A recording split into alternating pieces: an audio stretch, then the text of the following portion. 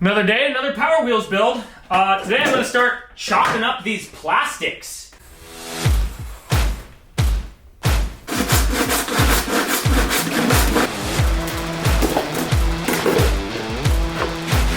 Neat.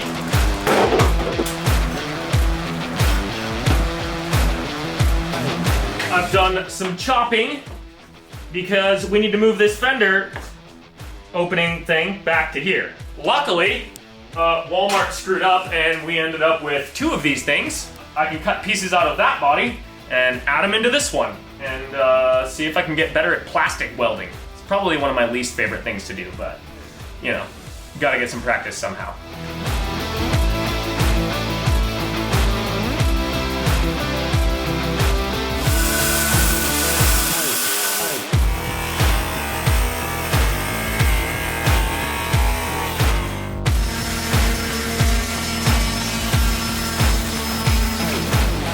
I've got this piece cut out of the other body, and it's just taped in here real quick. I'm not gonna, actually stick it together until I figure out what's going on with the rest of it, but that fender looks a little bit more like where it's supposed to be, huh?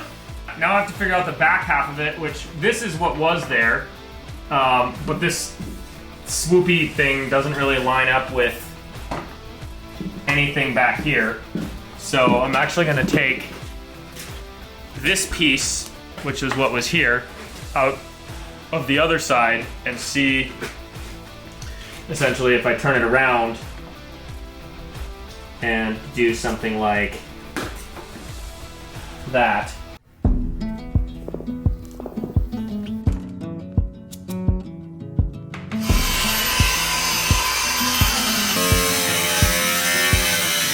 Oh, I sure hope this all works. It's the coldest hand. Got our Harbor Freight plastic welder here. Better than the Harbor Freight plastic welder we used last time. It's the expensive one. I've never used this style before. It has it runs a little bit of air through it, so you don't actually have to touch it to the plastic, which is good because then we won't have as much melting plastic. So I'm gonna just try to stick these two random scraps together and kind of get used to it. But I've got myself a piece of plastic welding rod here, aka a little strip peeled off of one of these scraps. So see how it works. Love is free. Stick with me and I will guarantee. This is the worst idea I've ever had in my entire life. I should have learned when we plastic welded Cindy. The crowd with me. Everywhere you go, I'll be. Anywhere you go, I'll see.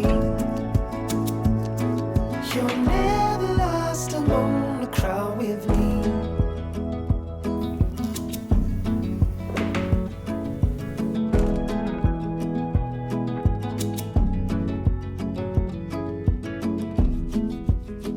It's a furthest sun, the gun done for love. It's a pulse and shove. Well, this is going approximately terrible.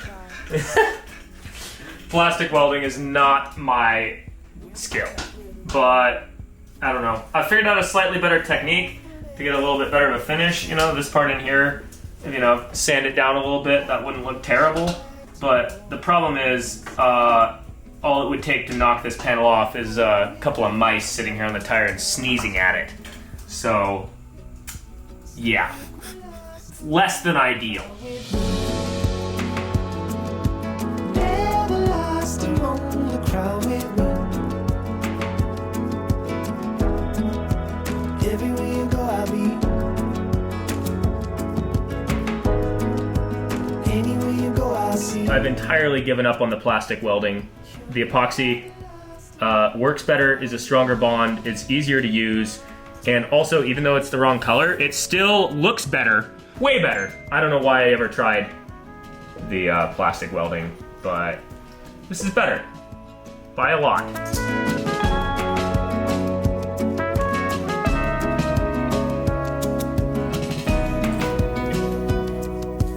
Got everything hot glued in place, and I've epoxied the outside seams. Now I'm taking a couple pieces of this wire mesh screen expanded metal stuff and I'm epoxying it onto the back side of these seams for some super duper extra rigidity. It should actually be quite durable, assuming this epoxy is as good as I think it is. I'm putting a lot of faith in it right now, but it seems like it's good. And JB Weld products have been good for me in the past, so I will choose to trust it. We'll see how strong it is when it all dries, but that's a 10 times better result in like half the time compared to plastic welding, less than half the time. Epoxy and hot glue and some creativity goes a long way. Also, side note, this just came in the mail. This is a synthetic winch rope for our winch, so that next time we winch up into a tree, it doesn't sound like death happening. And also, weight reduction. This is truly satisfying weight reduction because you get a longer lasting, safer product that weighs significantly less. So I'm gonna replace that real quick.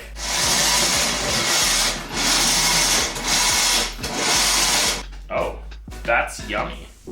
See? And that's why steel cables are terrible. That was probably the noises that it was making when I was winching myself up the tree. That's comforting. That's like an 80% reduction in weight. I'm gonna say this is probably like 1.5 pounds, maybe 2 pounds of cable. What do you think?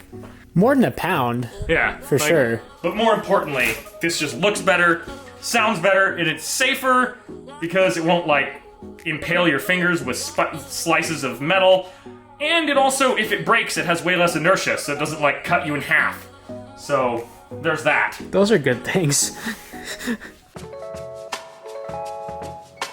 So the mail just showed up, which means it's time to talk about Bespoke Post, who's sponsoring this video. Bespoke Post is a monthly membership club that gives you super high quality stuff from under the radar brands, and it's free to join. I've had a lifelong obsession with machetes, so this is very exciting. Ooh, not bad. So every month you get a box assigned to you with a preview of what's inside based on your quiz that you took, and you can decide whether you want to receive that box, exchange it for another one, or choose not to get a box at all. The box lineup changes every month, and each box contains over $70 of value for only $45. This machete actually feels super awesome. There's a lot of factors in a good machete, but a really big one, especially for chopping larger stuff like this, is whether or not it vibrates. And this thing is nice and thick and heavy, so when you hit a solid chunk, it doesn't send that energy into your hand in the form of vibrations, it just chops through your tree. So to get 20% off your first box, click our link in the description and enter code GHPC20 at checkout. Knocking out a sponsor video and getting some firewood in the process. Every month, Bespoke Post introduces their members to really cool new products in all sorts of categories. Outdoor gear, kitchenware, clothing, and even this cool little thing. It's like a miniature fire pit that you can take with you, and you can even put it on your kitchen table and roast marshmallows while you're having lunch. This is the whole reason that I did all the body extensions, is so that I could build the rear bumper and have it kind of match the front and, be able to figure out where it goes, because I couldn't build the bumper until I knew where these fenders were gonna end and whatnot. So, basically it'll be pretty straightforward, very similar to the front, skid plate, plate bumper, receiver hitch instead of winch.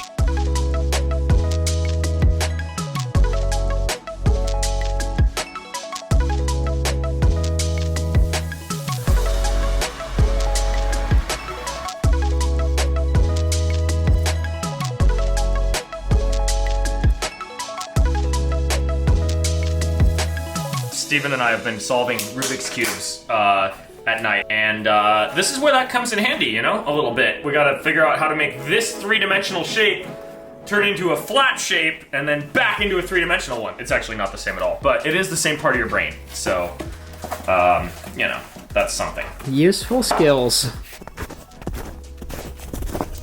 trying to think of what we can do to make this video like as exciting as the last one.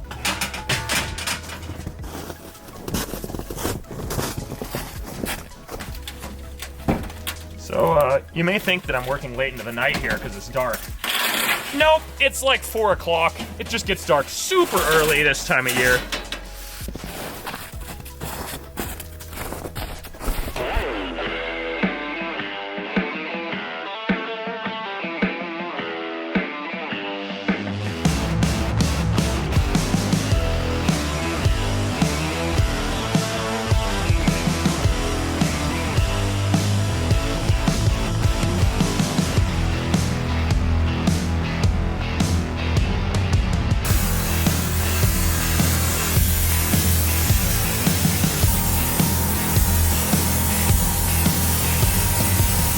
Gonna be a struggle. Sneak. Ha! That did nothing. Just pushed it. That's what happens when you try to bend 1/8" steel on a metal brake from Harbor Freight that's made to bend like 20 gauge steel. You accomplish nothing.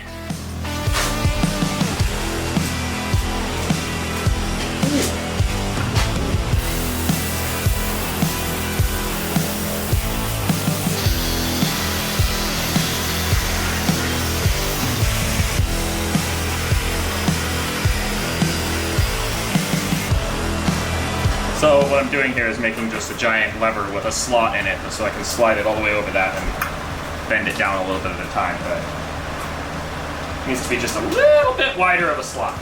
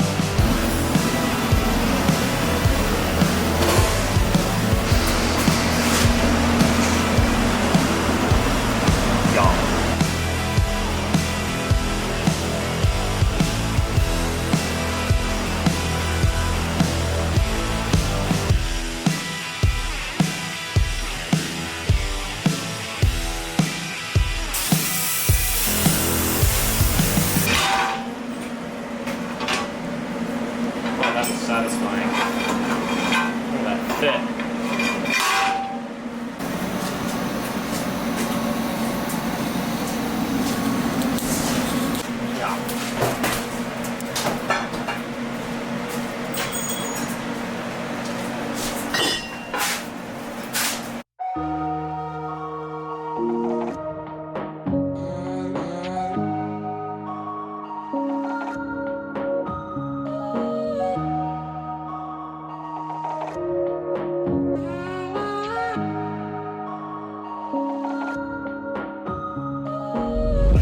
Got my corners redone here the way I want them, and got the receiver hinge tacked in there.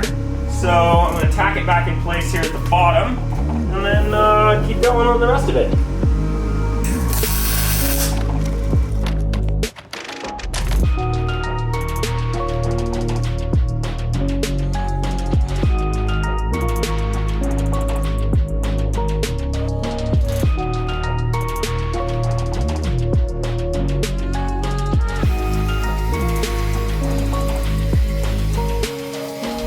So I pretty much never use square tube for anything. I mean, obviously I'd used it for a receiver hitch, but that's because that's what they are.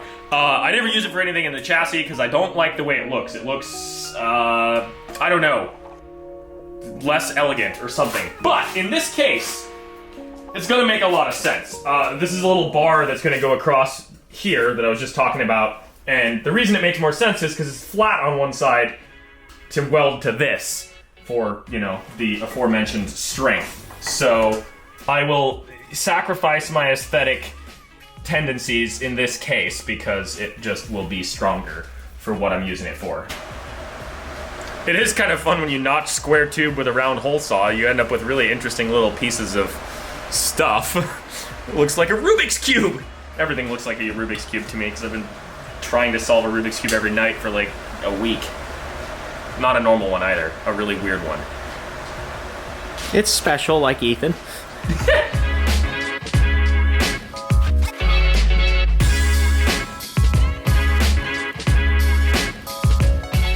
I really should have sanded this paint off before tacking the bumper in place, but you know. Yeah, that looks awesome. I love the receiver hitch. And it doesn't even mess with the departure angle at all, which is cool. Technically speaking, the whole bumper actually does slightly ruin the departure angle. It's less than perfect.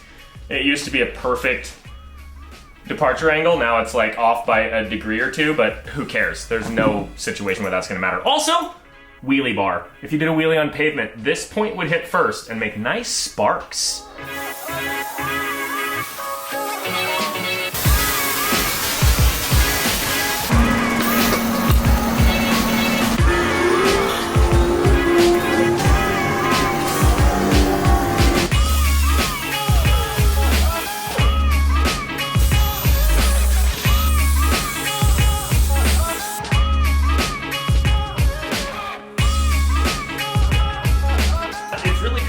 Having Will helping out today and not working on the Banshee because he was working on the Banshee for like months and now that's done. So I can have him do all these little things that I've been meaning to do and have just been putting off. So RoadFab recently sent us some updates and upgrades to their tubing notcher that we've had for years. One of them is a longer drill shaft and a deeper this part, whatever that's called, so that you can use longer hole saws, like so, deeper hole saws for notching into weird angle stuff. Anyway, so they sent us that, and then also this piece, which is just a, you know, reinforced, beefed up version of this clamp thing. You can see this one, over time, has become a little wobbly, which is, it still works okay, but it'll work better with this. So it's just got a beefed up thing here, and yeah, it just bolts onto the backside of there, a few holes, a few modifications, and then the tubing notcher will be better.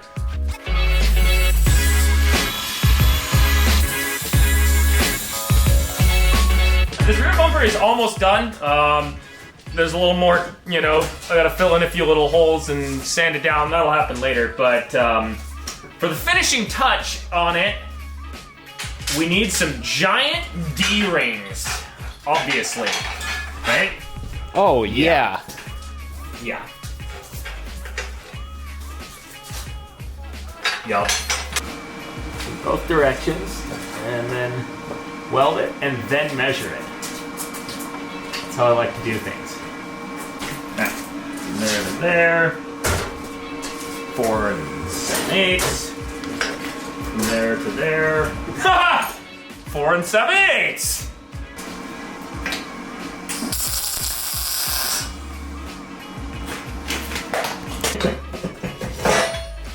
That looks excellent.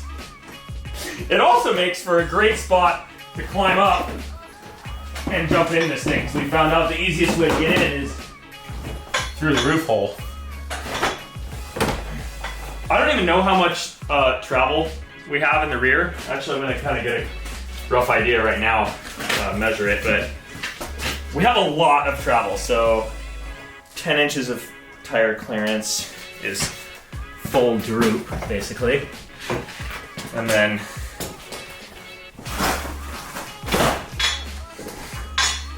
that's about as far down as we can go right now, and that is like 6 inches. So that's already 4 inches of travel.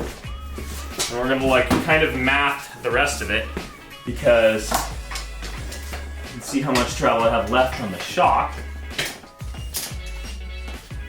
I have like 2 and some change inches more there.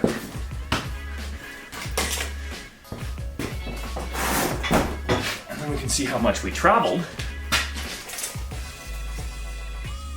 Yeah, so, I don't know, 8 to 9 inches of travel currently, and that's before we long travel it. Yeah, this thing's gonna be insane.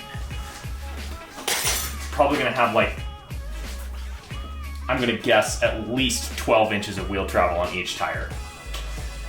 That's what you want. Obviously, we need that to, or we could not possibly get that right now because it would hit this very quickly. But when we long travel it, these tires will come out and will completely clear the body here. So, a lot of progress on this thing this week.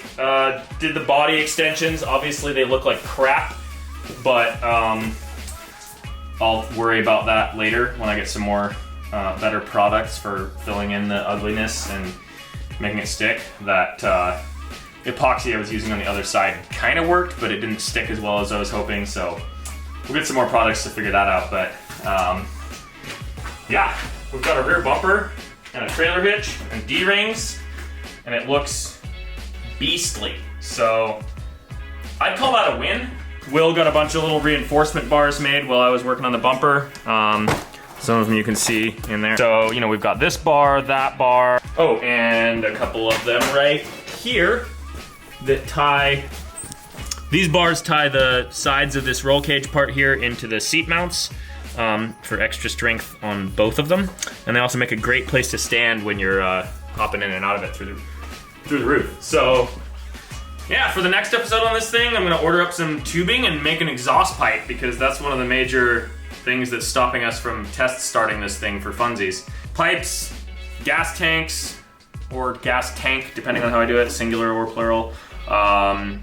Controls, so, you know, throttle, brakes, and obviously wiring, but it's coming together quick. I may not seem like it because we've been doing a lot of other stuff in the meantime, but like, as far as hours into it, it's way less than what we had to put into the kernel, so well, that's cool. But yeah, it's really coming together. It's awesome. We all can't wait to drive it. The roll cage is just gonna make it so much more fun to rally. And wheelie. And wheelie, yes. I'm so stoked. It's gonna be awesome. That is legitimately a lot of the reason that I built this rear bumper so beefy and put stuff like D-rings and a trailer hitch in it, is because the front one, the bumper's pretty lightweight, but it's got a winch up there, and you know, I want it to have the right weight distribution to be able to wheelie, so we've got to add some weight on the rigger.